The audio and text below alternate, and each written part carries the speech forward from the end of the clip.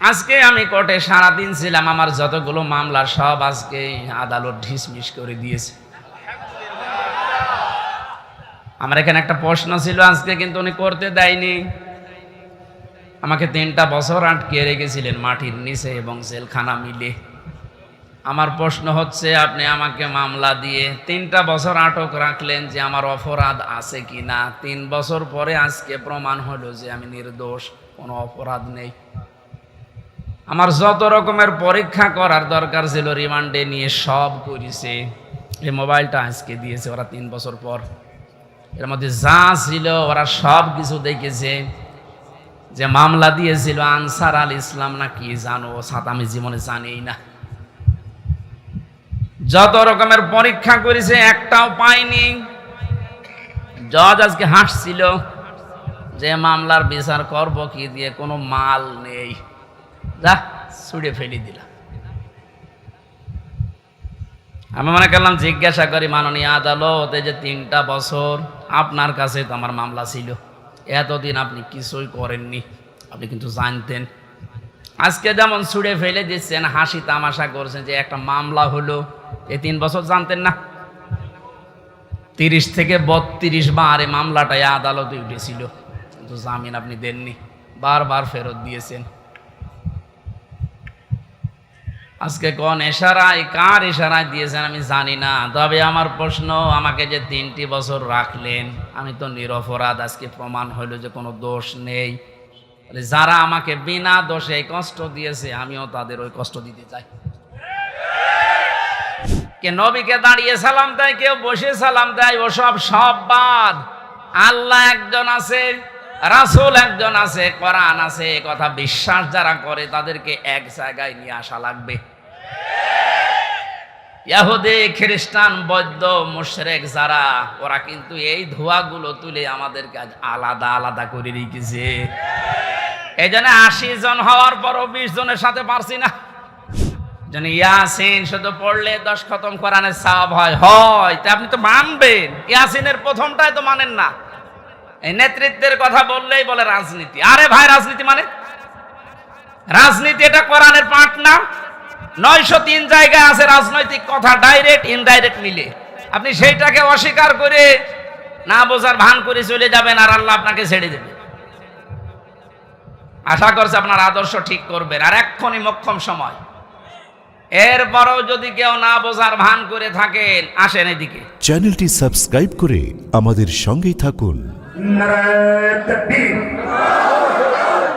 ঢাকাবাসীর পক্ষ থেকে, এই মাহফিল কমিটির পক্ষ থেকে, এলাকাবাসীর পক্ষ থেকে, যুব সমাজের পক্ষ থেকে নারায়ে তাকবীর।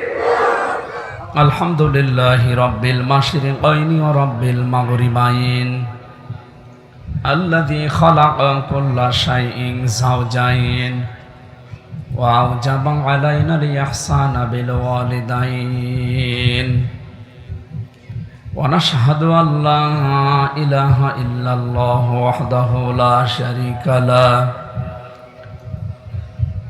ওয়া আশহাদু আন্না মুহাম্মাদান আবদুহু ওয়া রাসূলুহু সাজ্জিদুল কাওনাইন সাল্লাল্লাহু আলাইহি ওয়া আলা আলিহি ওয়া আসহাবিহি ওয়া আতবাইহি আজমাইন লাইলা ওয়া নাহারান ফিত তারাফাইন। فقد قال الله تعالى في كلامه المجيد وبرهانه التوحيد: أعوذ بالله من الشيطان الرجيم. بسم الله الرحمن الرحيم.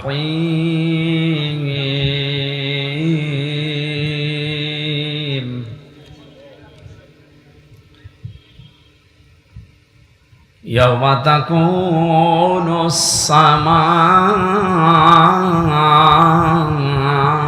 السماء كالمهل وتكون الجبال كالعهن ولا يسأل حميم حميما يبصرونهم يود المجرم لو يفتدي من عذاب يومئذ ببنيه صدقت يا ربنا. عن أبي هريرة رضي الله تعالى عنه قال قال النبي صلى الله عليه وسلم اتقي دعوة المظلوم فإنها ليس بينه وبين الله حجاب. رواه مسلم. وقال تعالى في شان رسوله وما زادهم إلا إيمانا وتسليما. اللهم صل على محمد وآله وصحبه وبارك وسلم. বাংলাদেশের ঐতিহ্যবাহী এলাকা ডমনি বাজার মসজিদ কমিটির উদ্যোগে মহাবিশ্বের মহাবিশ্বয় আমাদের মালিক আমাদের মনিব মহান রব্বুল ইজ্জাত আল জালালের মুখের পবিত্র বাণী কোরআনে কারীম তাফসীরুল কোরআন মাহফিলের স্বনামধন্য সভাপতি বিশিষ্ট ইসলামী চিন্তাবিদ আপনাদের মসজিদের শ্রদ্ধাভাজন খতিব হাফেজ মাওলানা মুফতি শাইখ জুনায়েদ আল হাবিব আতালাল্লাহু উমরাহু ওয়া বারাকাল্লাহু ফি হায়াতি। এতক্ষণ যারা আলোচনা রাখলেন মাওলানা হোসাইন আহমেদ মাহফুজ, মাওলানা মুস্তাহিদুর রহমান তানভীর সহ অন্যান্য উলামায়ে কেরাম, আগামীতে যারা আসবেন আলেমদের হায়াতে তাজ্জেবা সিহাতে কুল্লিয়া কামনা করছে আল্লাহ যেন দান করে।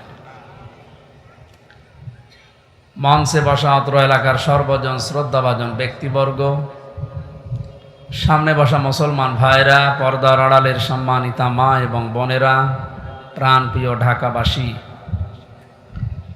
আল্লাহর দরবারে নত শিরে শুকরিয়া আদায় করছি। আফদালুল ইবাদাতি তিলাওয়াতুল কোরআন। এই হাদিসের ব্যাখ্যা অনুযায়ী যত নফল ইবাদত আছে সবচাইতে নফল ইবাদত আল্লাহর কাছে প্রিয় হচ্ছে কোরআনে কারীমের তেলাওয়াত, কোরআনের আলোচনা। বিশ্বনবী মসজিদে নববীতে প্রবেশ করলেন, বাম দিকে তাকিয়ে দেখলেন কিছু মানুষ আল্লাহর জিকির করছে, ডান দিকে তাকিয়ে দেখলেন কিছু মানুষ আল্লাহর কোরআন নিয়ে ব্যস্ত আছে। নবীজি বললেন দুইটা দল ভালো কাজে আছে, তবে কোরআনে কারীম নিয়ে যারা ব্যস্ত আছে তারা সবচাইতে উত্তম কাজে আছে। এ মুহূর্তে আল্লাহ আমাকে নির্দেশ দিয়েছেন আমি যেন কোরআনে কারীমের এই আলোচনায় শ্রোতা হিসাবে অংশগ্রহণ করি। আপনি কিছু টের পেলেন? মুহাম্মদুর রাসূলুল্লাহ সাল্লাল্লাহু আলাইহি ওয়াসাল্লাম যদি এখন বেঁচে থাকতেন আর এই ডমনি এলাকার পাশ দিয়ে যেতেন, কোরআনের ইজ্জতে তিনি এই আলোচনায় অংশগ্রহণ করতেন। এইরকম একটা জায়গায় আল্লাহ আমাদেরকে কিছু সময় বসার তৌফিক দিলেন। জবান খুলে বলছি আলহামদুলিল্লাহ। উনি দারাজ কণ্ঠে কথা বলছিলেন, বিজ্ঞান প্রমাণ করছে খলাকাল ইনসান আল্লামাহুল বায়ান, মানুষকে আল্লাহ বানিয়েছেন আর কথা বলার শক্তি দিয়েছেন। এই যে মানুষ কথা বলতে পারে,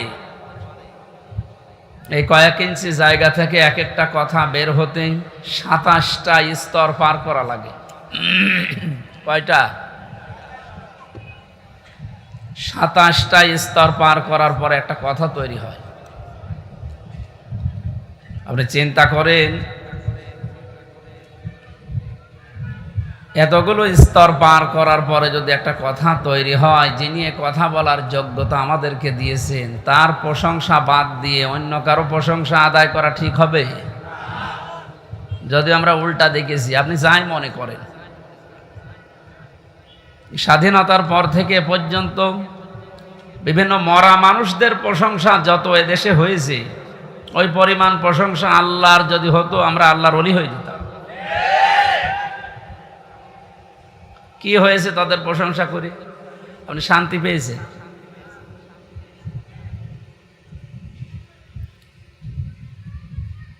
একজন বেদুইন এসেছিল, নবীজি বললেন, কি তোমার এই অবস্থা? কাঁধের ওপর একটা ভাঙ্গা মূর্তি নিয়ে নাক ভাঙা। তোমার মূর্তির নাক ভাঙা কেন? লোকটা বলে, হে রাসূল, এটা আমার মূর্তি না, এটা আমার খোদা। এটা সব সময় আমি সঙ্গে রাখি, না জানি কখন কোন বিপদে পড়ি। আজও আমার মনে হয় ১৫০০ বছর আগে এই লোকটা না বুঝে তার খোদাকে সঙ্গে রেখেছিল বিপদ থেকে বাঁচার জন্যে। আর ডিজিটাল যুগে অনেকে বুঝে শুনে খোদাকে উপরে রেখে দেয়। উপরে খোদা দেখবেন, নিচে খোদা হাঁ করে আছে। সিস্টেম একই, শুধু নিয়মটা পাল্টিয়েছে। ও সাথে রাখতো, পকেটে রাখতো, আর এ উপরে রেখে হাত তুলে থাকে। আমি কি বেশি বললাম? তো এই যে এই খোদার সাথে রেখে কি আনন্দ পেলেন আপনি? কি উপকার হয়েছে? হ্যাঁ, সাময়িক কিছু উপকার হয়েছে, কারণ উপরে খোদা আছে, নিচে যদি খোদা এভাবে থাকে, মানুষ মনে করে না এ খোদার লোক। এ পর্যন্ত শেষ। এই পরিচয় দেওয়ার কি এখন সময় আছে? আর আপনি দিতে পারবেন? নবীজি বললেন, নাক ভেঙেছে কি করে? লোকটা বলে, ইয়া রাসূলুল্লাহ, যেখানে যায় একে নিয়ে যায় বিপদ থেকে বাঁচার জন্যে, প্রাকৃতিক প্রয়োজন সারার জন্য আমি গেছি, কিন্তু এরে তো আর টয়লেটে নিয়ে যাওয়া যায় না। খোদার মান থাকে। এখান থেকে বাস্তবতা হচ্ছে, যারা টাকার ভেতরে বিভিন্ন মানুষের ছবি দিয়ে সম্মান বাড়াতে চান, ওরে নিয়ে মানুষ যায় কোথায়? সম্মান বাড়ে? বিবেকের কাছে প্রশ্ন করেন, জিজ্ঞাসা করা লাগবে না। একটা মুশরিক, এই লোকটাও তার খোদাকে টয়লেটে নিতে রাজি না, আর আপনি যাকে ওই রকম সম্মান দিয়ে রাখেন, তারে পকেটে করে সব জায়গায় নিয়ে যাচ্ছে। আপনি কথা বুঝে চিল্লাচ্ছেন তো নাকি আন্দাজে? আমি জানি আপনি বুঝতে ফেলেছেন। ঢাকার মানুষ খুব চালাক, এরা হাঁ করলে হাসা দানায় হালসা বোঝে।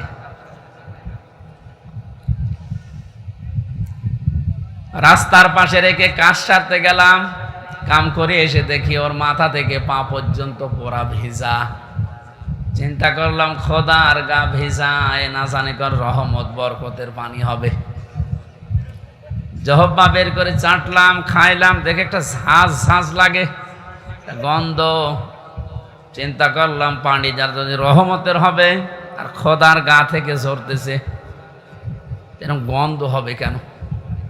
ঝাঁঝ লাগে কেন? পাশে তাকিয়ে দেখে একটা কুকুর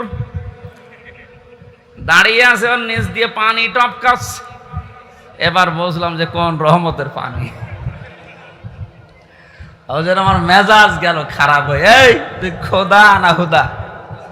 নিজের এই কুকুরের পোশাক থেকে বাঁচাতে পারো না, আমারে রাগ হওয়ার পরে ওরে দিয়েছে একটা আষাঢ়, ওর নাক ভেঙে গেছে। নবীজি বললেন, আমার কাছে কেন আসলে? লোকটা বলেন, ইয়া রাসূলুল্লাহ, এদের অসারতা, এদের কল্প কাহিনী, এদের অজ্ঞতা, এদের মূর্খতা, এদের দুর্বলতা সব আজ আমার কাছে স্পষ্ট হয়ে গেছে। আমি আর এর কাছে কিছুই চাই না, একে নিতেও চাই না। আপনার তাওহীদের কাছে আমি ধরা দিতে এসেছি, আমারে আপনি পড়িয়ে দেন লা ইলাহা ইল্লাল্লাহু মুহাম্মাদুর রাসূলুল্লাহ। আপনি শুধু হাদিসটা শুনে শেষ করে দিচ্ছেন না। আমার তো মনে হয় ১৫০০ বছর আগে লোকটা যা ঘটিয়েছে, এখন এই ডিজিটাল যুগে খাপের খাপ অনেকের জীবনে মিলিয়েও যাচ্ছে। যেই দেখেছে যে না, এগুলো তো কল্প কাহিনী। আজকে আমি কোর্টে সারাদিন ছিলাম, আমার যতগুলো মামলা সব আজকে আদালত ডিসমিস করে দিয়েছে। আমার এখানে একটা প্রশ্ন ছিল আজকে, কিন্তু উনি করতে দেয়নি। আমাকে ৩টা বছর আটকে রেখেছিলেন মাটির নিচে এবং জেলখানা মিলে। আমার প্রশ্ন হচ্ছে, আপনি আমাকে মামলা দিয়ে 3টা বছর আটক রাখলেন যে আমার অপরাধ আছে কিনা। 3 বছর পরে আজকে প্রমাণ হলো যে আমি নির্দোষ, কোনো অপরাধ নেই। আমার যত রকমের পরীক্ষা করার দরকার ছিল রিমান্ডে নিয়ে সব করেছে। এই মোবাইলটা আজকে দিয়েছে ওরা 3 বছর পর। এর মধ্যে যা ছিল ওরা সব কিছু দেখেছে। যে মামলা দিয়েছিল আনসার আল ইসলাম না কি জানো, সাথে আমি জীবনে জানিই না। যত রকমের পরীক্ষা করেছে একটাও পাইনি। জজ আজকে হাসছিল যে মামলার বিচার করব কি দিয়ে, কোনো মাল নেই, যা ছুড়ে ফেলে দিলাম।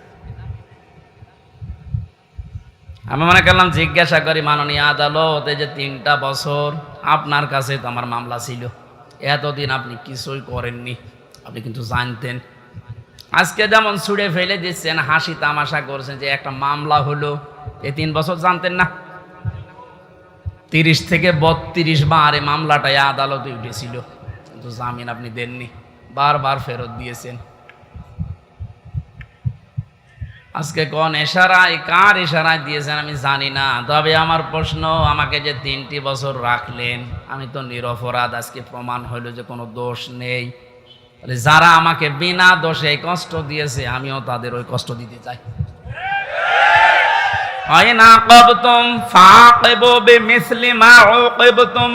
যতটুকু অত্যাচারিত হও অতটুকু করো। তা আমি যেহেতু হয়েছি, কোরআন আমাকে জানিয়েছে, সুতরাং আমি যতটুকু পেয়েছি। মাটির নিচে আপনারা আমাকে রেখেছিলেন, আমার মামলার আয়ু থেকে শুরু করে উপরের যে নির্দেশদাতা পর্যন্ত প্রত্যেককে আমি এই 3 বছর মাটির নিচে রাখতে চাই। আমি বেশি করছি না, সমান সমান করছি। এটা যদি আপনি না করতে পারেন, আগামীতে আমার মতো আরো মানুষ বিনা কারণে 3 বছর 5 বছর না 10 বছর 15 বছর মাটির নিচে জেলখানায় থাকবে, কোনো বিচার হবে না। 15 বছর পরে লোকটা যখন বের হবে, আপনি রায় দিয়ে দেবেন যে নির্দোষ, কোনো দোষ নেই, তাহলে 15 বছর আপনি ফিরিয়ে দেন। আমার জীবন থেকে আপনি 3টা বছর নষ্ট করে দিলেন, যাদের কথা মতো এই মানুষগুলো তো কিয়ামতে মামলার আসামি হবে। কারণ আল্লাহ আপনাকে মাফ করবে না যতক্ষণ হামজা মাফ না করে। কারণ আপনি আল্লাহর ক্ষতি করেননি, ক্ষতি করেছেন হামজার। ওটা যদি হক্কুল ইবাদ হয়তো, হক্কুল্লাহ হয়তো আল্লাহ মাফ করে দিত, কিন্তু এটা তো হক্কুল ইবাদ, বান্দার হক আপনি নষ্ট করেছেন। যাদের ইশারায় তাদেরকে আপনি বলবেন। এই মানুষগুলো যদি হামজার কাছে মাফ না চায়, কোনো দিন লোকটা জান্নাতে যেতে পারবে না। দ্বিতীয় সিস্টেম হচ্ছে লোকটা জালিম। যারা টপ টু বটন ছিল এতদিন, এরা সবগুলো কোরআনের ভাষায় জালিম। জালিমদের জন্য সবচাইতে আমার ভয় লাগে সূরা শুরার 42 নম্বর আয়াতটা পড়লে, ইন্নামাস সাবিলু আলাল্লাযীনা ইয়াযলিমুনান নাস ইলা আখির আয়াত। আল্লাহ পাক বলেন, অবশ্যই আমি আল্লাহ নিজে মামলা দায়ের করব, নিজে অভিযোগ দায়ের করব, কেস করব। শব্দের অর্থ দিকে খেয়াল করেছেন? ইন্নামাস সাবিলু আলাল্লাযীনা ইয়াযলিমুনান নাস। আল্লাহ ইয়াযলিমুনাল মুসলিমুনা দেননি, ইয়াযলিমুনান নাস দিয়েছেন। এটা মজারে বর্তমান ভবিষ্যৎ, প্রেজেন্ট ফিউচার 2টা কাল নিয়ে আল্লাহ শব্দ দিলেন কেন? কারণ এখন শুধু না, কিয়ামত পর্যন্ত এই আয়াতটা কোরআনে থাকবে না, 2 দিন পর নষ্ট হয়ে যাবে। মানুষ হয়ে যারা মানুষের উপরে জুলুম করে, অত্যাচার করে, এরা হামজার মামলার আসামি না। আমি মামলা দিলেও পারি, না দিলে মাফ করে দিলে হয়ে গেল, কিন্তু না, আল্লাহ পাক বলেন ওরা আমি আল্লাহর মামলার আসামি। আমার তো আয়াত পড়ার পরে বাংলাদেশের দিকে তাকিয়ে মনে হয় এদেশের অনেক মানুষ এখন অলরেডি আল্লাহর মামলার আসামি হয়ে গেছে।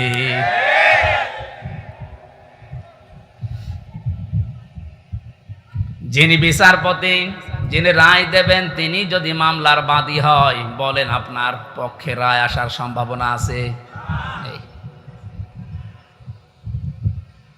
আমার পক্ষে তত বিচারপতি ছিল অনেকগুলো, সিএমএম কোর্টে, জজ কোর্টে, হাই কোর্টে পর্যন্ত, কিন্তু শুধু উপরের নির্দেশ পাইনি, এই জন্য লিখে নাই।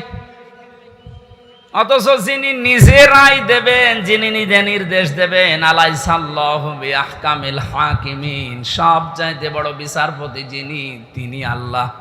আপনার মামলার আসামবাদী। আমার ভয় লাগছে আমরা আবার আল্লাহর মামলার আসামি হয়ে যাচ্ছি না তো। ওয়ায়াবগুনা ফিল আরদি বিগাইরিল হক, অন্যায়ভাবে পৃথিবীতে বিদ্রোহ করে যারা বেড়ায়, এই দুই প্রকার মানুষ আল্লাহর মামলার আসামি। আর এই দুই প্রকার মানুষ এখন বাংলাদেশে বেশি। আগস্টের 5 তারিখ থেকে আজকের এই 2 তারিখ পর্যন্ত তাকান, এই 26-27 দিনে কত ভাবে চেষ্টা চালাচ্ছে কি করে বিশৃঙ্খলা তৈরি করা যায়, বিদ্রোহ করা যায়, দুনিয়া অশান্ত করা যায়। আপনাকেই বলছি,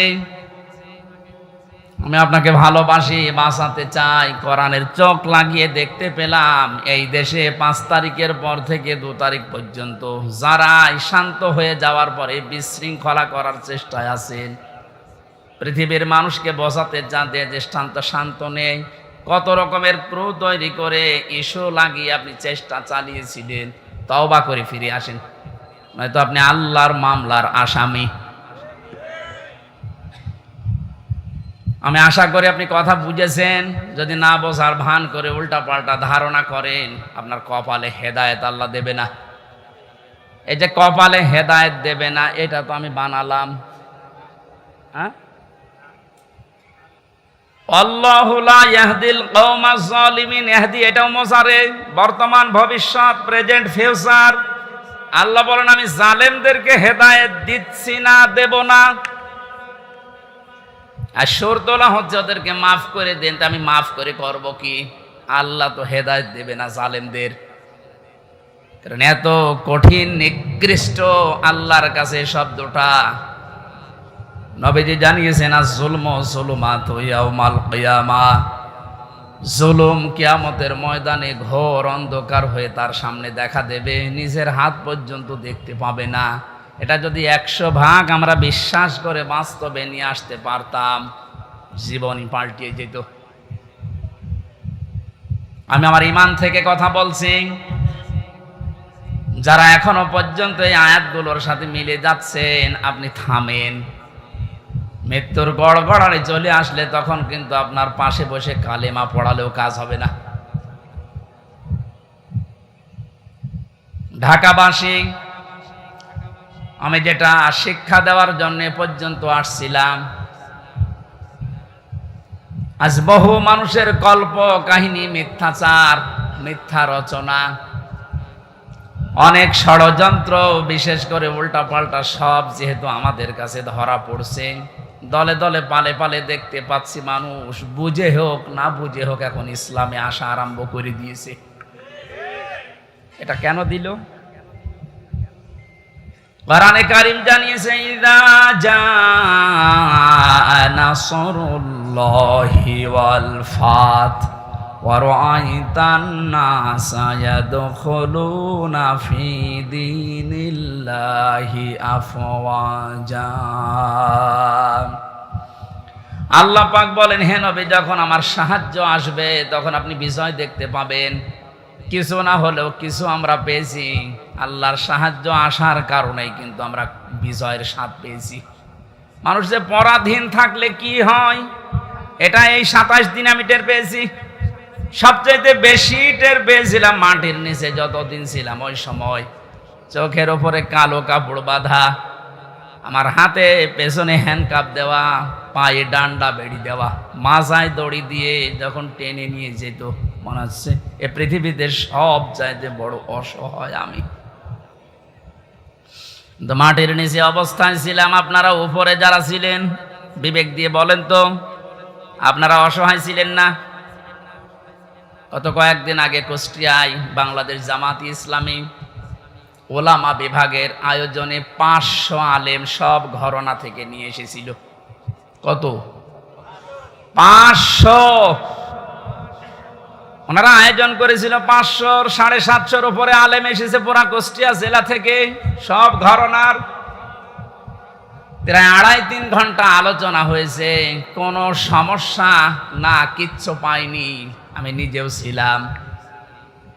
আপনি একটু ভাবেন তো, 5 তারিখের আগ পর্যন্ত 500 না 5 জন আলেম এক জায়গায় বসলে নিরাপদে থাকতে পারত?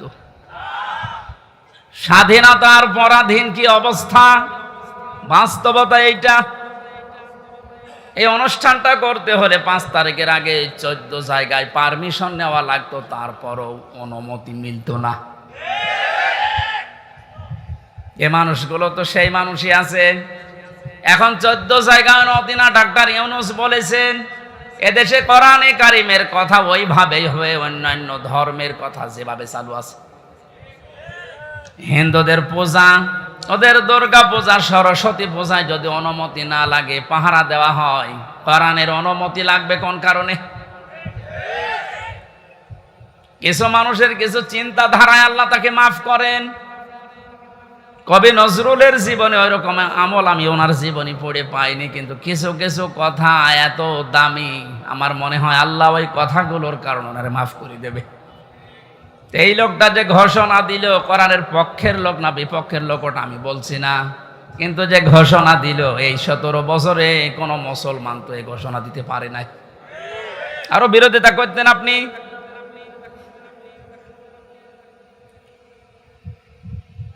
অন্যান্য ধর্মের অনুষ্ঠানে যদি অনুমতি না লাগে, মুসলমানদের কোরআন প্রচারে প্রসারে অনুমতি নেওয়া লাগবে। কোন কারণে? কোনো অনুমতি আজকে থেকে নেওয়া লাগবে না। যেখানে যতটুকু পারেন কোরআনের কথা ওই ফোর্সি বলবেন, যেটা আল্লাহ জানিয়েছে। ওনার পরের দিন এই দেশের ডিসিএফ এর প্রধান যিনি গোয়েন্দা বিভাগের, আমারে কল দিয়েছিল, আমার মাহফিল ছিল ওই দিন গাইবান্ধা, আমারে ডাক দিয়ে বলছে, হুজুর কোরআনের কথা বলতে দেশে 56,000 বর্গ মাইলের কোনো ইঞ্চিতে আর বাধা নেই। যে ফোর্সে আল্লাহ জানিয়েছে আপনি ওই ফোর্সে বলবেন। কেউ যদি কোনো জায়গায় একটু শব্দ করে শুধু একটু জানাবেন, আমারে সেভ করে রাখবেন, ঠ্যাং ভেঙে ফেলবো। আমি বললাম, স্যার আপনি এতদিন কোথায় ছিলেন? বলছে আমি কেবল দায়িত্ব পেয়েছি। কিন্তু 2টা কথাও আবার জানিয়েছে, যারা আয়োজন করে তাদেরকে আপনি বলবেন ওনারা যেন মহিলা প্যান্ডেলটা আলাদা করে, ওখানে পুরুষের যেন আনাগোনা না থাকে, আর ওনাদের যে আলাদা টয়লেট বা নামাজের ব্যবস্থা ওগুলো যেন ওয়ান টাইমের জন্য করা হয়। একটু ভালো প্রস্তাব দিয়েছে। এটা যেহেতু রেকর্ড হচ্ছে, সারা বাংলাদেশে আমার প্রত্যেকটা জেলায় 2টা-3টা করে ওয়াজ নেওয়া আছে। এর মাধ্যমে সবাইকে জানাচ্ছে ওই স্যারের কথাটা মানা দরকার। কথাটা ভালো কথা না? পর্দা কিন্তু নফল না। পর্দা কি নফল? ফরজ। কেমন ফরজ? নামাজের মতো ফরজ। কিন্তু আজ অনেকে এটাকে গুরুত্ব এভাবে দিতে চায় না, নফলও মনে করে না। পর্দা যে একটা ফরজ, নফলও মনে করে না। এই জন্যে কাজটা যেভাবে উনি করতে বললেন আমি আপনাদের কাছে পৌঁছিয়ে দিলাম। উনি আজকেও আমাকে জানিয়েছে কোর্ট থেকে বের হওয়ার পরে, যেই দেখেছে সব মামলা ঢিসমিস হয়ে গেছে। আমি সাংবাদিকদের সামনে যখন ব্রিফিং করার পরেই কল দিয়ে জানিয়েছে যে আপনি কিন্তু আজকেও মাহফিলে যাবেন, আমি জানি। কোথায়? খিলক্ষেতে। এটা কি খিলক্ষেত? দেখেছেন? আমি জানি না আমার মাহফিল কোথায়, কারণ আমার সাথে যে ছেলেটা আছে ও আমার একদিন আগে জানায় যে আজকে অমুক জায়গায় মাহফিল আছে। ওনারা জেনে ফেলেছে, কত খোঁজ রাখছে। ওনার ওই কথাটা আমরা আহ্বান জানালাম, আপনারা মেনে চলবেন। মেয়েদের এই সিস্টেমগুলো একটু দরকার। ওনাদের ইসলাম জানা দরকার নেই? বলেন। ঢাকাবাসী কোরআনে কারিম থেকে কথা আরম্ভ করার জন্য আমরা আল্লাহর শুকরিয়া জানাচ্ছি, যিনি আমাদেরকে এই স্বাধীনতার একটু হালকা সুখ পাওয়ার তৌফিক দিয়েছেন। যখন আল্লাহর সাহায্য আসবে, বিজয় যখন আপনি দেখতে পাবেন, বিজয়ের যতগুলো ধাপ আছে, একটা ধাপ আমি বাস্তবে সভাপতির সাথে আমি আজকে মিলাবো, একটু মিলাবেন। ওয়ারাইতান নাসা ইয়াদখুলুনা ফি দীনিল্লাহি আফওয়াজা। আল্লাহর সাহায্য আসলে আপনি বিজয় দেখতে পাবেন। বিজয়ের প্রথম ধাপ এটা, দলে দলে পালে পালে মানুষ দেখবেন ইসলামে প্রবেশ করছে। আপনি 27 দিনের জরিপটা একটু দেখেন। আগস্টের 5 তারিখের আগে আমি 4 তারিখে রাত্রে পেয়েছিলাম একটা জরিপ। ওই জরিপে দেখেছি এই দেশের 100 জনের মাত্র 15 জন চায় যে ইসলাম রাষ্ট্রীয়ভাবে কায়েম হোক, 85 জন চায় না। আজকে মাগরিবের পরের রিপোর্ট আমি ঘুমানোর আগে দেখেছিলাম বিবিসি থেকে। আজকের রিপোর্ট হচ্ছে দেশের 100 জনের 35 জন এখন চাচ্ছে এই দেশে কোরআন দিয়ে দেশটা চলুক। আপনি একটু সুযোগ দেন। দলে দলে যেভাবে প্রবেশ করছে, গাইবান্ধার পলাশ বাড়িতে আমি 45 মিনিট আলোচনা করার পরে এক হিন্দু অনার্স মাস্টার্স করা এক শিক্ষিত মানুষ এসে বলছে, আমার ধর্মে আমি আর থাকবো না, আপনি আমার ইসলামে প্রবেশ করান। এই যে অন্য ধর্মের মানুষ যদি বুঝে কোরআন শুনে চলে আসতে পারে, যারা হালকা পাতলা ইমানের অধিকারী তাদেরকে একটু সুযোগ দেন, দেখবেন দলে দলে এই যে আফওয়াজা পালে পালে মানুষ ইসলামে আসবে। জরিপ যেটা করেছে ও গাঁজা খেয়ে করেনি, বাস্তবতা দেখেই করেছে। 35 জন যদি হয়ে যায় 27 দিনে, আর 27 দিন যেতে দেন, 50% মানুষ যখন ইসলাম চাইবে দেশে কায়েম হয়ে যাক, আল্লাহর কসম কেউ বাধা দিয়ে আর ঠেকাতে পারবে না। ওই যে ঐক্যের ডাক দিচ্ছিলেন, ওই কথাটা বোঝানোর জন্য একটা উদাহরণ বলছি কয়েক মিনিটে, একটু মিলান। একটা হোস্টেলে 100 জন ছাত্র, প্রতিদিন ওনাদেরকে যে নাস্তা দেওয়া হয় না, 100 জনের ভেতরে 80 জন বলছে এই প্রতিদিন এই যে নাস্তা দেওয়া হয় এটা আমরা খাবো না, এই মেনু পাল্টাতে হবে। হোস্টেল যিনি সোফার আছেন বলছেন তাহলে ভোট দাও, প্রত্যেকেই ভোট বাক্স দিয়েছে। কেউ বলছে আমরা রুটি পাউরুটি চাই, রুটি কলা চাই, কেউ খেসুড়ি চাই, কেউ রোল চাই। এভাবে একটা একটা করে দিতে দিতে সর্বশেষ দেখা গেল 20 জন মাত্র যে নাস্তা ছিল আগে ওইটাই আছে, আর বাকি 80 জন এই নাস্তার সাথে একমত না। 20 জনের এক জায়গায় ভোট পড়েছে, এখনো 80 জন বাকি আছে, ওরাও ভোট দিয়েছে। কারোটা 15, কারোটা 14, কারোটা 18, এভাবে করতে করতে ভাগ হয়ে গেছে। নাস্তার বিল যেটা পাস হবে, বেশি সংখ্যক যেহেতু মানুষ যেখানে পাস হবে ওইটা, 80 জন থাকার পরও নাস্তার ওই বিলটা পাল্টায়নি। কারণ এখানে কয়জন? আরো জোরে বলেন। আমি শুধু বলার জন্য বলছি তা না, এটা জীবনে মিলাতে হবে। আজ সময় এখন ওইটাই। আমরা সংখ্যায় টুপিওয়ালা মানুষ, এদেশে 100 জনের 96% আমরা মুসলমান।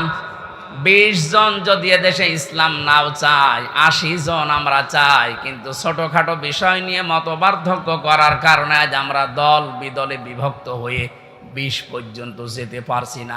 18, 17, 15। জেলখানার ভেতরে আমি ছিলাম মাওলানা মামুনুল হকের সাথে 3টা বছরই।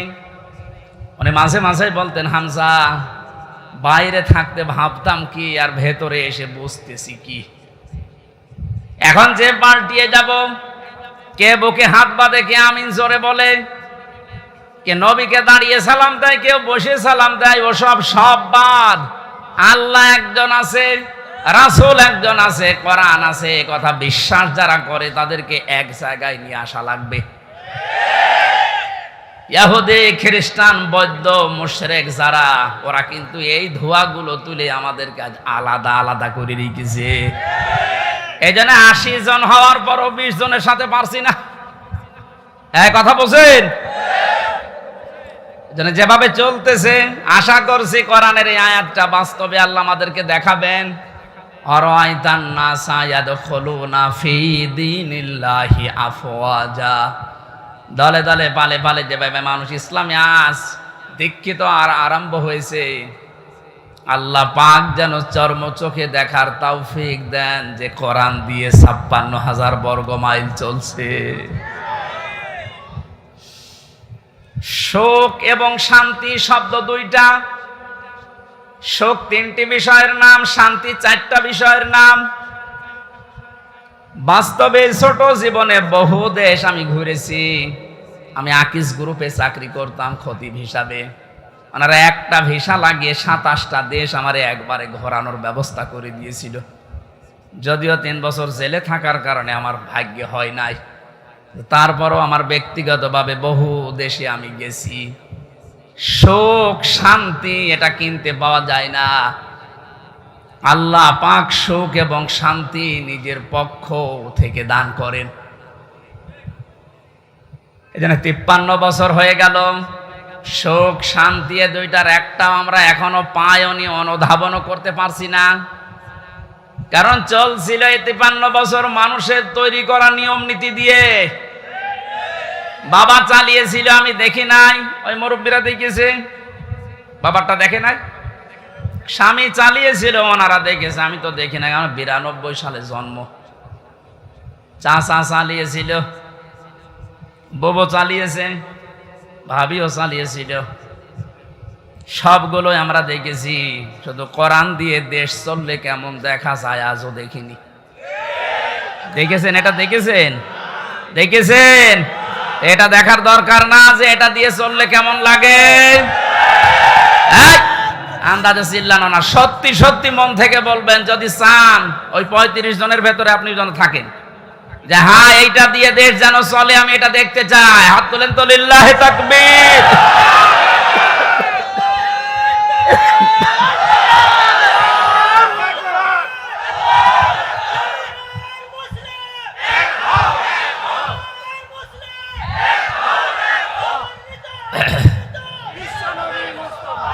আলহামদুলিল্লাহ ভাই, দরুদ আর সালাম পড়ছে আমাদের নবী মুহাম্মদুর রাসূলুল্লাহ সাল্লাল্লাহু আলাইহি ওয়াসাল্লামের প্রতি। 7টা নামে আল্লাহ তাকে পুরা কোরআনে স্পেশাল ভাবে ডাক দিয়েছেন। কয়টা? 7টা। 1 নম্বরে নাম দিয়েছেন ইয়াসিন। ইয়া হরফে নেদা, ইয়া মানে হে, সিন মানে সাজ্জেদ। তাফসিরে কাবীর আল্লামা ফখরুদ্দীন রাজি রহমতুল্লাহ আলাইহি উনি ব্যাখ্যা করতে গিয়ে সিনের অর্থ দিয়েছেন 5টা। আমি গতানুগতিক কথা বলি না। যারা আছেন যদি হেদায়েতের নিয়তে কথা শোনেন, আমি আশা করছি কোরআন আপনাকে পথ দেখাবে। আর কোরআন শরীফ যদি কাউকে হেদায়েত দিতে না পারে, ও যেন বিশ্বাস করে ওর কপালের হেদায়েত নেই।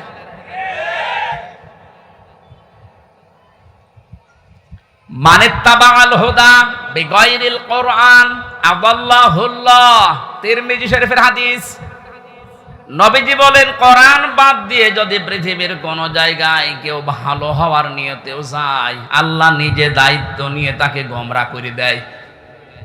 ও ঢাকাবাসী শব্দের দিকে খেয়াল করেন, হুজুর আছে আদাল্লাহুল্লাহ বাবে ইফাল। নবী যদি দল্লা দিতেন তাও অর্থ হয়ে যেত।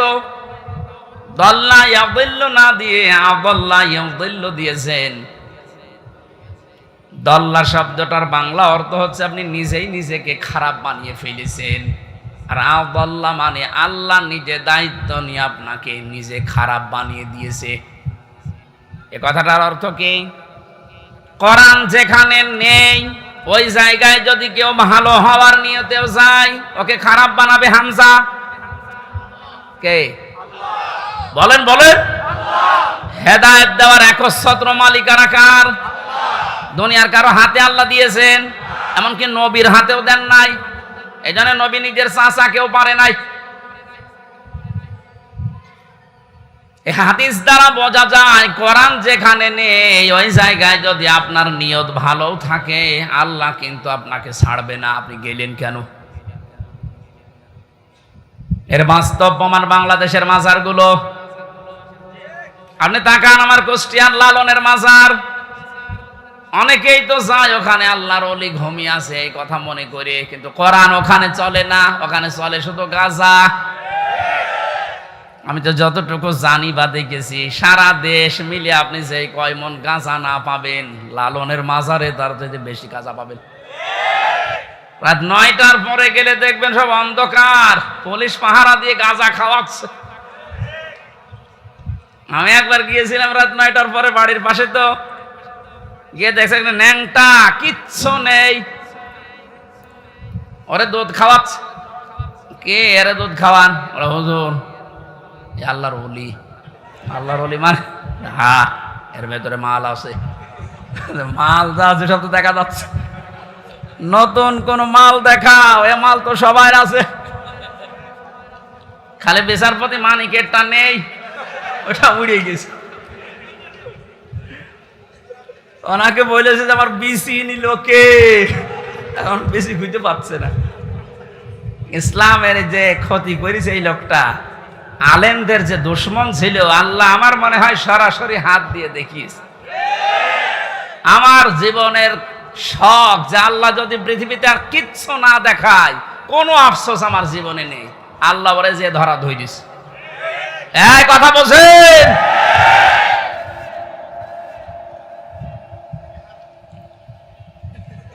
এই লোকটার সম্পর্ক আমি শুনেছি, জেলখানায় থাকতে ওই ছোট হুজুরটা আমার সাথে ছিল, ওই যে রফিকুল ইসলাম মাদানি, 2 মাস ছিল। আমার বলছে, হামজা ভাই আমারে প্রথমে রিমান্ডে নিয়ে রাত 12:30টার দিকে নিয়ে গেছে ওই হাতির ঝিলে। ওরা উলঙ্গ করেছে আমারে, আমি তো এমনি ছোট মানুষ, আমার জিনিসপত্র ছোট, আসলেও ছোট। আমারে নিয়ে পুরা উলঙ্গ করে একটা সিগারেট হাতে ধরিয়ে দিল। অন্ধ উলঙ্গ মেয়ে লোক কোন জায়গা থেকে যেন নিয়ে আসলো, রাস্তার 2 পাশে ব্যারিকেড দিয়ে বন্ধ করা। এটা কোরআন শরীফ আমার সামনে, একেবারে সত্য বলছি। আমাকে যা বলেছে ওই ফাঁসির কয়েদখানায় তাই বলছি। অর্ধ উলঙ্গ মেয়ে লোকটা আমার পাশে দাঁড় করিয়ে ছবি তুলছে আর বলছে এটা সকালে ছেড়ে দেব, দেশের মানুষ বুঝবে যে হুজুর কেমন। এত অসহায় লাগছিল ওই সময়।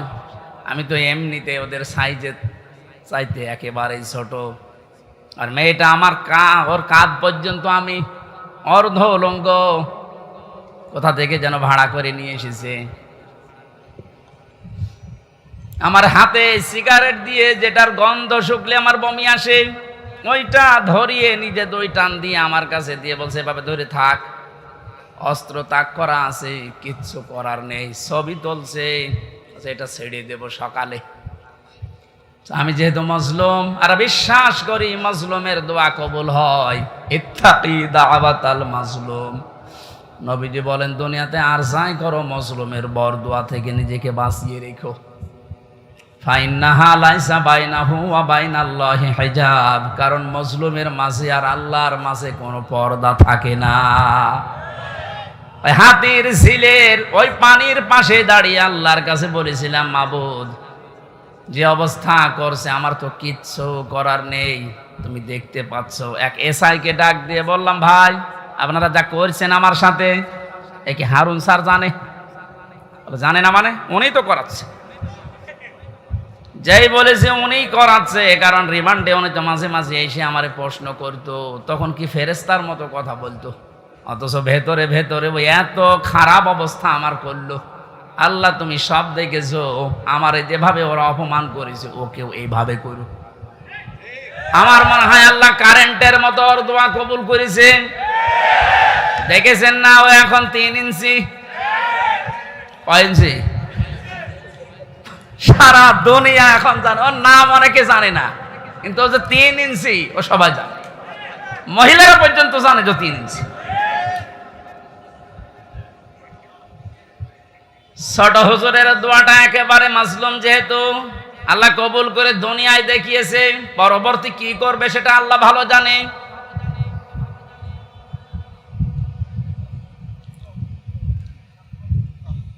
যেটা বোঝার জন্য বাস্তবে ইয়াসিন শব্দটা আমি নিয়ে আসলাম। আমি আশা করব আপনাকে ইয়াসিনে পাল্টাবে। অনেকে মনে করে ইয়াসিন সূরা পড়লে 10 খতম কোরআন শরীফের সওয়াব হয়, তো কেন হয়? এখানে 83টা শিক্ষা আছে।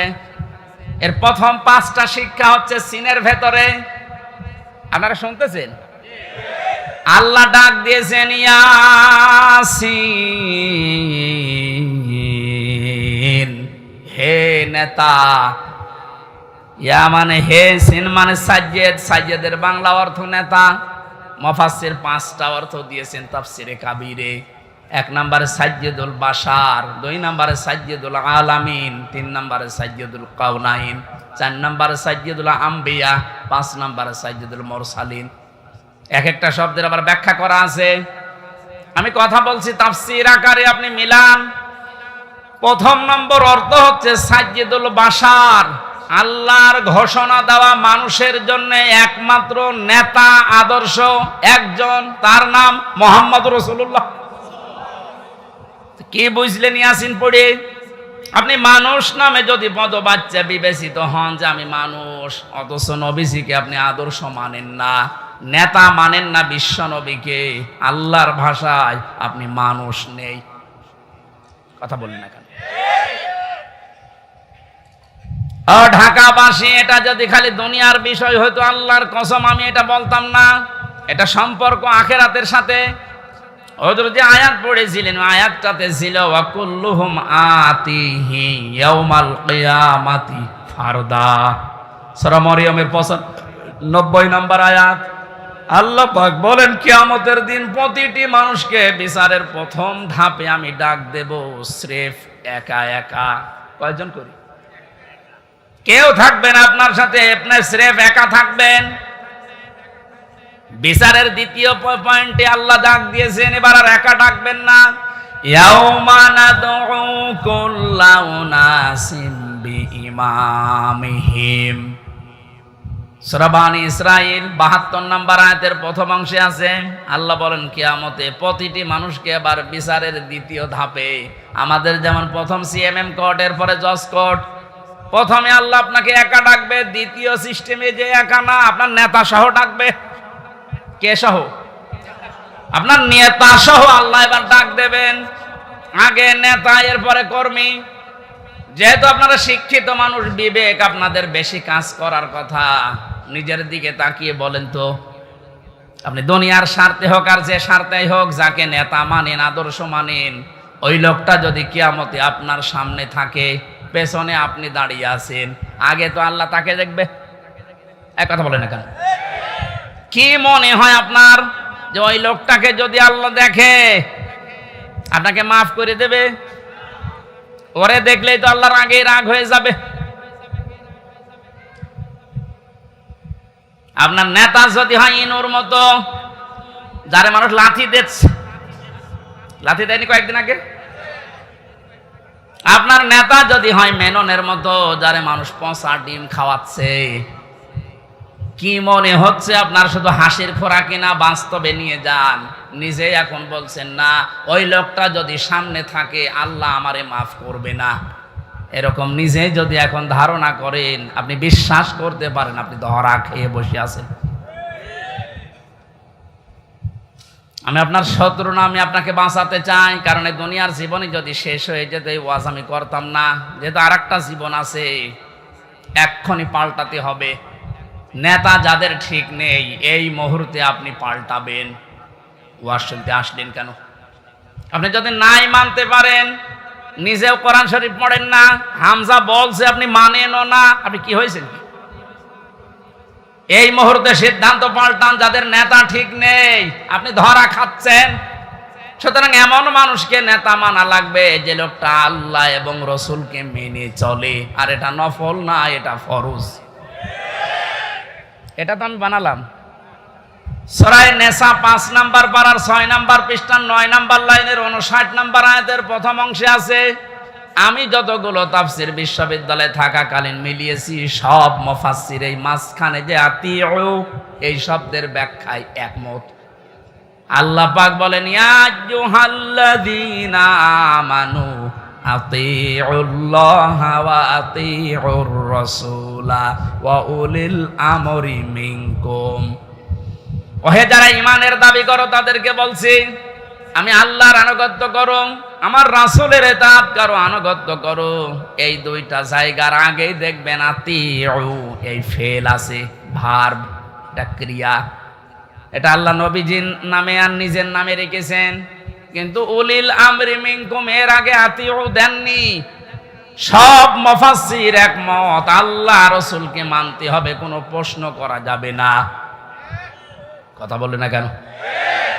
আল্লাহ রাসূলের পরে কিয়ামত পর্যন্ত যারা নেতৃত্ব দেবে দুনিয়ায়, যে মানুষগুলো এই পৃথিবীর নেতৃত্বে আসবে, উলিল আমর যারা, তাদেরকে যদি মেনে চলতে হয় নেতা হিসাবে, অবশ্যই দেখা লাগবে এরা আল্লাহ রাসূলকে মেনে চলে কিনা। যারা আল্লাহ রাসূলকে মেনে চলে না তাদের জন্য রাজনীতি করা জায়েজ নেই। নেতা হওয়া, নেতৃত্ব দেওয়া, তাদের নেতৃত্ব মেনে নেওয়াও জায়েজ নেই। এটা রাজনীতি মনে করে যদি চলে যান আপনার কপালে আগুন লাগবে। সূরা বাকারার 124 নাম্বার আয়াত, ওয়াইযি বাতালা ইব্রাহিমা রাব্বুহু বিকালিমাতিন ফাতাম্মাহুন্না আম্মাহুন্না ক্বালা ইন্নী জাইলুকা লিন-নাসি ইমামা।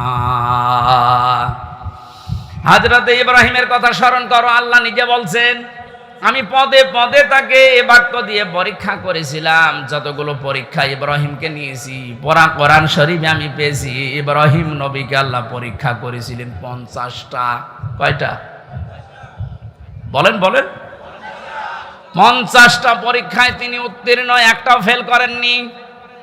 আল্লাহ রাব্বুল আলামিন এত খুশি হয়েছিলেন, তিনি ডাক দিয়েছেন, ইব্রাহিম আমি তোমাকে মানব জাতির জন্য নেতা বানিয়ে দিলাম। হযরত ইব্রাহিম বলেছিলেন, হে আল্লাহ, এই যে নেতৃত্ব দেওয়ার গুণাবলী, নেতা হওয়া, এটা কি শুধু আমি একাই পেলাম? ক্বালা ওয়া মিন যুররিয়াতি, নাকি আমার সন্তানাদি যারা দিয়া কিয়ামত পর্যন্ত আসবে এরাও কি নেতা হতে পারবে? আল্লাহ সঙ্গে সঙ্গে সাফ ঘোষণা দিয়েছেন, ক্বালা লা ইয়ানালু আহদিজ জালিমিন। ইয়ানালু এটা মোজারে, বর্তমান, ভবিষ্যৎ, প্রেজেন্ট, ফিউচার। আল্লাহ পাক বলেন তোমার সন্তানাদি কিয়ামত পর্যন্ত যারা আসবে তারা নেতা হতে পারবে, নেতৃত্ব দিতে পারবে, ইমাম হতে পারবে, কিন্তু জালেমদের জন্য আল্লাহর এই ওয়াদা নেই। ইয়াতে মুফাসসিরিন ইকরাম ফি জিলালিল কোরআনে লিখেছেন সাইয়্যিদ কুতুব, যে দুনিয়ায় যারা জুলুম করে, সে নিজের উপরে হোক, পরিবারের উপরে হোক, সমাজের উপরে হোক, রাষ্ট্রের উপরে হোক, জনগণের উপরে হোক, যারা জুলুম করবে তাদের জন্য নেতা হওয়া, নেতৃত্ব দেওয়া, রাজনীতি করা জায়েজ নেই, হারাম। অথচ বাংলাদেশে তো উল্টা, যে যত বড় জালেম সে তত বড় নেতা। বেশি বলে ফেললাম? কিছুই বেশি হয়নি, কম হয়েছে। আহাদিস জালিমিন দিয়েছেন আল্লাহ, জালেমদের জন্য কোনো ওয়াদা নেই। আর তারা এখন বড় বড় নেতা হয়। যে 15 বছরে তারাই আমাদেরকে বলেছিল তোমরা মসজিদে থাক, খানকায় থাক। আর এই ময়দানটা আমরা 2000 টাকা যদি বাজেট হয়, 5 টাকা খরচ করে 1995 টাকা খেয়ে ফেলে। এক একটা প্রকল্পের জন্য 3 বার, 5 বার, 7 বার, 10 বার, 11 বার করে বাজেট হয়। এক একজনের যে টাকা পাচারের, এই যে এখন দেখছি, আমার মনে হয় যদি কিয়ামত পর্যন্ত হায়াত পেত এই লোকটা, এত টাকার মালিক হওয়া ওর দ্বারা বৈধ পথে সম্ভব না।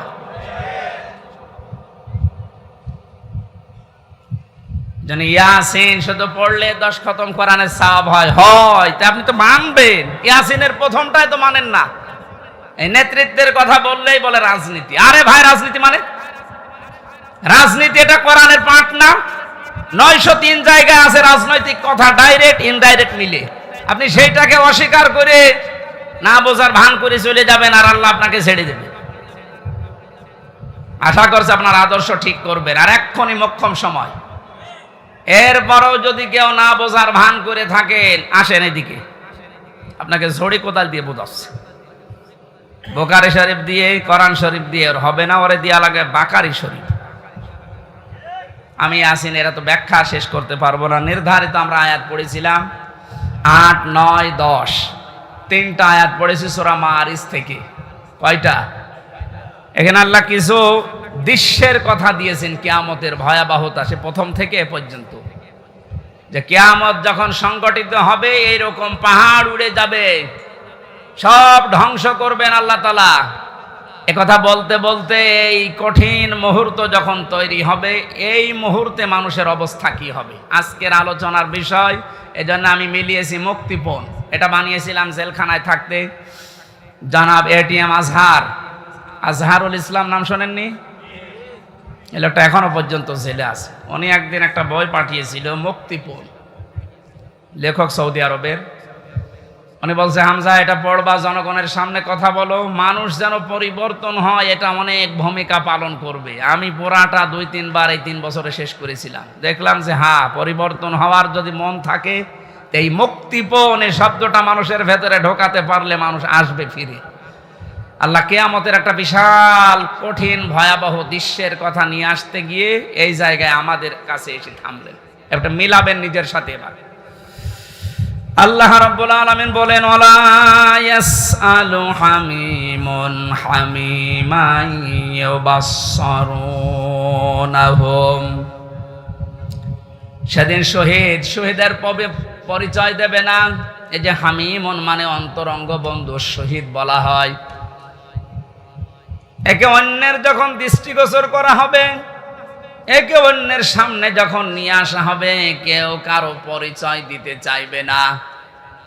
রব্বুল আলামিন বলেন, এই লোকটা কি করবে হে নবী আপনি জানেন? ইয়াবাদুল মুজরিমু লাউ ইয়াফতাদি মিন আযাবি ইয়াউমিযিম বিবানি। এই লোকটা মুক্তিপণ হিসাবে নিজের সন্তানকে প্রথমে আল্লাহর কাছে বলবে, আল্লাহ এটা দিয়ে দিলাম, আমার এই ছেলে মেয়ে দিয়ে দিলাম, আপনি আমাকে বাঁচান আজকে। আমি আয়াতটা পড়ার পরে মিলিয়েছিলাম আমার ফারিহার সাথে। আমার এই ছোট মেয়েটা আমি জেলখানায় যাওয়ার আগে 1 বছর বয়স ছিল, এখন ওর বয়স 4 বছর। ওর কথা যখন মাঝে মাঝে মনে হতো, আমি এটার সাথে মিলাতাম যে বিবানী, আল্লাহ কিয়ামতের দিন সন্তান মানুষ দিতে চাইবে মুক্তিপণ হিসাবে, তো এটা তো আমার সাথে মিলছে না।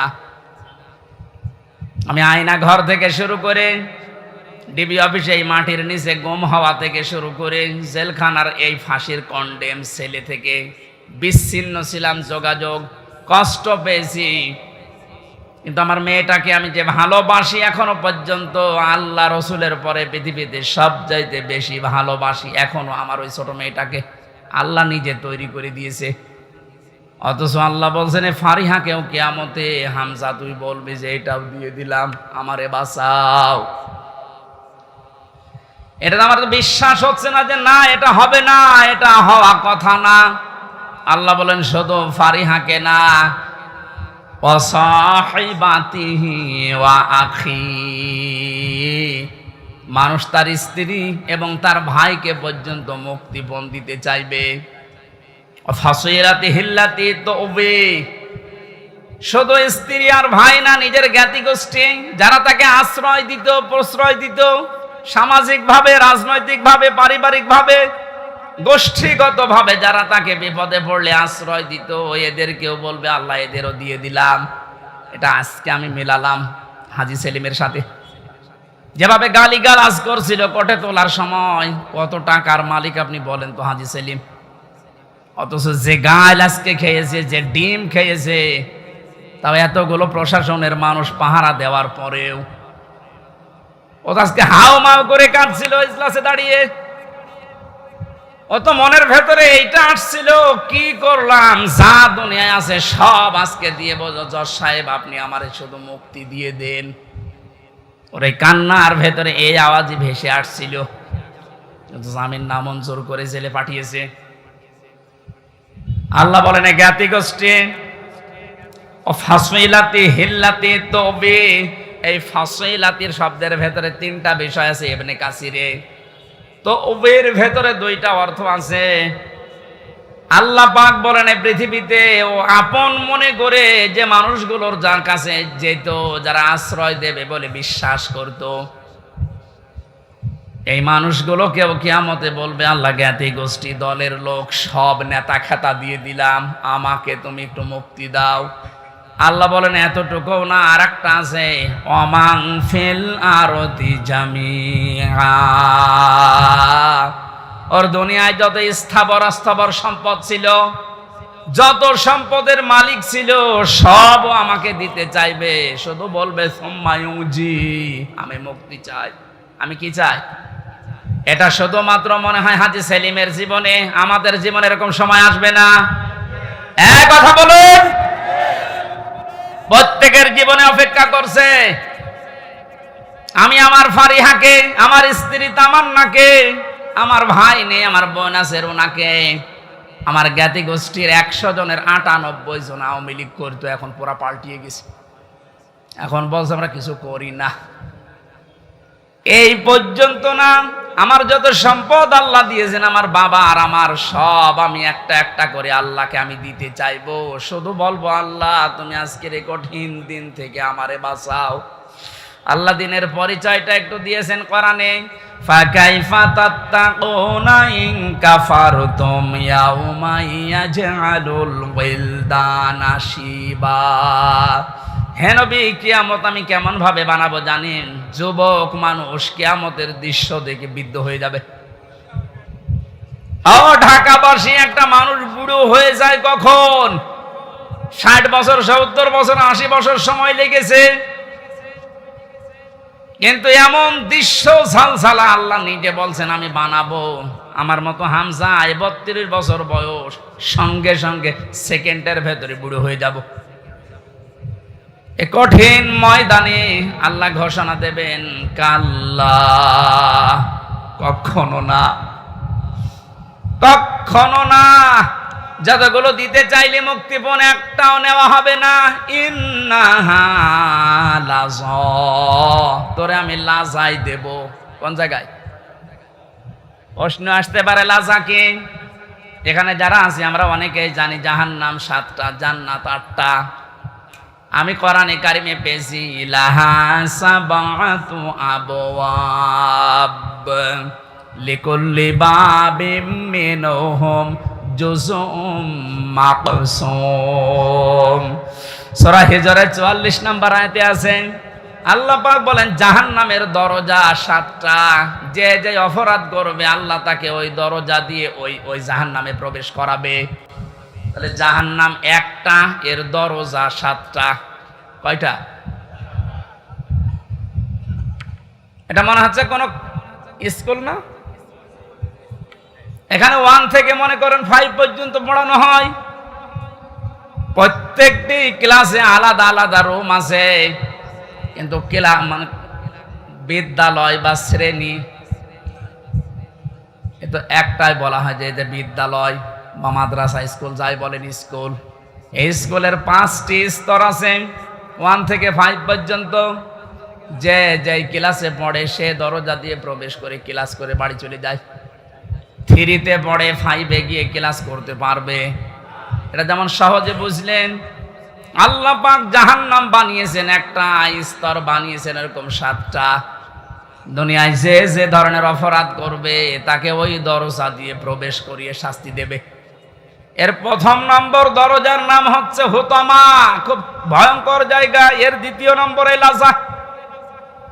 আল্লাহ বলেন এই যে মানুষগুলো মুক্তিপণ হিসাবে কিয়ামতের কঠিন দৃশ্য থেকে দিতে চাইবে, দিতে চাইবে, দিতে চাইবে, আমার আওয়াজ হবে কাল্লা, না, ইন্নাহা লাযা, তোরে এই লাজার দরজা দিয়ে প্রবেশ করাবো। এটা কেমন জায়গা হে নবী আপনি জানেন? নাযাআতাল লিশাওয়া, এখানে ঢুকলে আগে মানুষের চামড়া খসে যাবে। শাওয়া শব্দের শাব্দিক অর্থ বেশি ইবনে কাসিরে, হাড় টুকরা টুকরা করলে যেভাবে খণ্ড বিখণ্ড হয়ে যায়, উপরে বাড়ি দিলে হাড় যেভাবে খণ্ড খণ্ড হয়ে যায়, এই রকম জায়গা এটা। বাংলাদেশ সহ বিশ্বের যত কঠিন জায়গা আছে, শুধু যেখানে কারেন্টের শর্ট দিয়ে মানুষকে গলিয়ে ফেলা হয় এইটা বাদ দিয়ে এদেশে এমন কোন রিমান্ডের জায়গা নেই যেখানে গেলে চামড়া আগেই খসে যায়। আমারে বহুবার বলেছিল যে এই যে এইগুলো আমরা তুলি, অস্ত্র নিয়ে এসেছিল বিভিন্ন মেশিন, যে এই যে নখ আমরা তুলে ফেলি এইটা দিয়ে, ওটা দেওয়ার পরে এরপরে টান দেবেন, এরপরে উঠবে, তাছাড়া ধরে রাখলে ওঠে না। অথচ আল্লাহ নাযাআতাল লিশাওয়া দিয়েছেন, লাজায় প্রবেশ করার সঙ্গে সঙ্গে মানুষের চামড়া আর এই নখগুলো উঠে চলে যাবে। এবার আপনি ভাবেন তো বাস্তবতা নিয়ে যে কিরকম জায়গা এটা, যেখানে প্রবেশ করলে আগে চামড়া খসে চলে যায়, নখ উড়িয়ে যায়। আল্লাহ বলেন কঠিন ভয়ঙ্কর জায়গায় কাদেরকে ডাকবে জানো? তাদউ মান আদবারা ওয়া তাওয়াল্লা।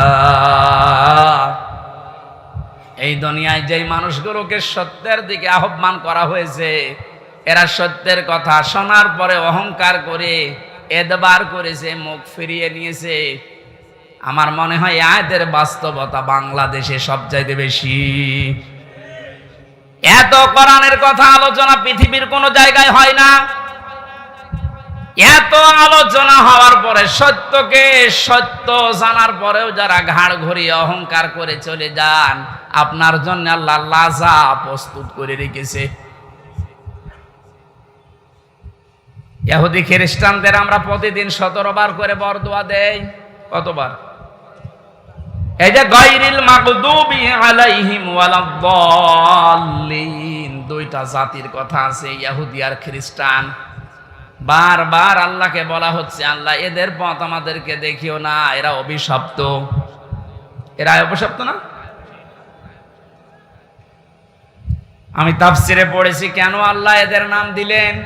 কারণ ইহুদি খ্রিস্টানদের কাছে সত্য এসেছিল আমাদের নবীজি সম্পর্কে, যে বিশ্ব নবী মুহাম্মদুর রাসূলুল্লাহ শেষ নবী, এটা সর্বশেষ নবী, শ্রেষ্ঠ নবী। ইহুদি আর খ্রিস্টানরা জানতো ওদের তাওরাতে ইনজিলে স্পষ্ট আছে লেখা, এরপরও অহংকার করে হিংসা করে মানত না।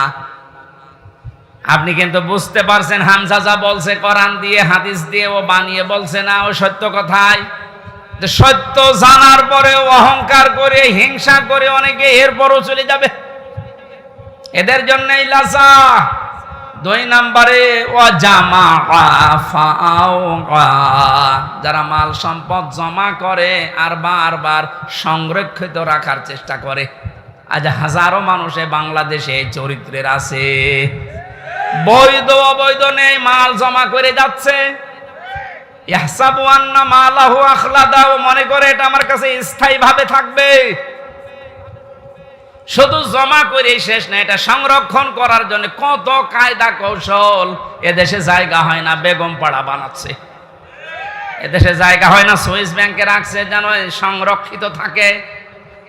সম্পদ উপার্জন করা নিষেধ না, বৈধ পথ বাদ দিয়ে যারা অবৈধ পরে উপার্জন করার পরে এগুলো যারা সংরক্ষণ করার চেষ্টায় আছেন হক আদায় না করে, তার মানে যাকাত দেওয়ার হক ছিল আপনি দেননি, দান সাদাকা করার অর্থ ছিল আপনি করেননি। বৈধ বৈধ না ভেবে শুধু জমা করা, এভাবে যারা জমা করে গিয়েছেন আর সংরক্ষিত রাখার জন্য চেষ্টা চালিয়েছেন, আপনার জন্য লাজা। আমাকে সহ যারাই শুনলাম, আল্লাহ তুমি লাজা থেকে আমাদেরকে বাঁচাও, বলেন আমিন। বাংলার মুসলমানেরা, পৃথিবীর জমিনটা আপনি যদি বদ্ধ জায়গায় কিছুদিন থাকেন, আপনার কাছে স্পষ্ট ধারণা চলে আসবে মাটির নিচে সরকার আমাদেরকে দিয়ে লস হয়নি, আমার কষ্ট হয়েছে, লস হয়নি। দুনিয়ার জীবনটা আগে যেই দৃষ্টিতে দেখতাম, পুরা দৃষ্টি আমার পাল্টিয়ে গেছে। আল্লাহ তাআলা বলেন, আমাল হায়াতুদ দুনিয়া ইল্লা মাতাউল গুরুর, পৃথিবীর জমিনটা ধোঁকা। বাস্তবে এখন দেখছি ঠিক 100% আসলে ধোঁকা। আপনার মা বাবা ধোঁকা, স্ত্রী ধোঁকা, সন্তানাদি ধোঁকা, আপনার নেতা খেতা দলের লোক সব ধোঁকা। মনে করছেন না মা বাবার সম্পর্কে কথা বললো কেন? ধোঁকা। আপনি বাস্তবে নিয়ে যান, দেখবেন।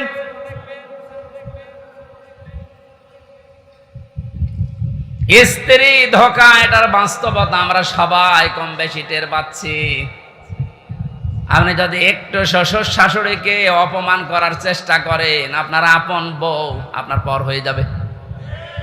শ্বশুর শাশুড়ি বাদ দিলাম, স্ত্রীর ভাইকে অপমান করে একটা কথা বলেন, যত সুন্দর স্ত্রীর ব্যবহার হোক, সেকেন্ডে পাল্টিয়ে যাবে। দুনিয়ার সব কিছু যখন ধোঁকা ধোঁকা বলে আল্লাহ ঘোষণা দিয়েছেন, আমরা এই ধোঁকার পেছনে পড়ে থেকে আমাদের বিশাল আখিরাত আমরা যেন নষ্ট করি না ফেলি। আমি সহ যারা এসেছি, আল্লাহ তুমি আমাদেরকে ইখলাসের সাথে এগুলো মেনে চলার তৌফিক দাও, বলেন আমিন। বারাকাল্লাহু লানা ওয়া লাকুম ফিল কুরআনিল আযীম। অনেক রাত হয়ে গেছে। আমি মালয়েশিয়া ছিলাম কয়েকদিন আগে। মাওলানা মিজানুর রহমান আজহারি, জাকির নায়েক, এনারা বলছিল কথা বলতে হলে সর্বোচ্চ রাত 9:30 থেকে 10টায় অনুষ্ঠানগুলো শেষ করা লাগবে, কারণ আমাদের এই শরীরে উলিয়ে ওঠে না। এমনিতে 3 বছর যা খেয়েছি, শরীরের ভেতরে মাল মশলা সব নষ্ট হয়ে গেছে। এবার স্বাভাবিক হতে আমার সময় লাগবে। আমি জেলখানায় মেয়েদের পারিবারিক জীবন নিয়ে, যেহেতু ওখানে 100 জনের 70 জন এই পারিবারিক মামলার আসামি, এগুলো লিখেছিলাম, লিখে একটা বই করেছি। বইটা গাড়িতে আছে, নিয়ে নিজের স্ত্রীকে, মেয়েকে, মাকে পড়াবেন। ওনাদের সম্পর্কে যেহেতু আলাদা কিছু বলতে পারলাম না, বইটা নিয়ে যাবেন। গাড়িতে পাওয়া যায় কোথায় যেন, ওইটা নিয়ে মেয়েকে, মাকে, বউকে, বোনকে, এদেরকে পড়াবেন। আশা করছি পরিবারে শান্তি ফিরে আসবে। আজকের মতো বিদায় নিচ্ছে, কারণ কালকে অনুষ্ঠান অনেক দূরে এবং ডবল আছে। বারাকাল্লাহু লানা ওয়া লাকুম ফিল কোরআনিল আযীম। যারা দায়িত্বে আছেন বাকিটা শেষ করেন। আসসালাম।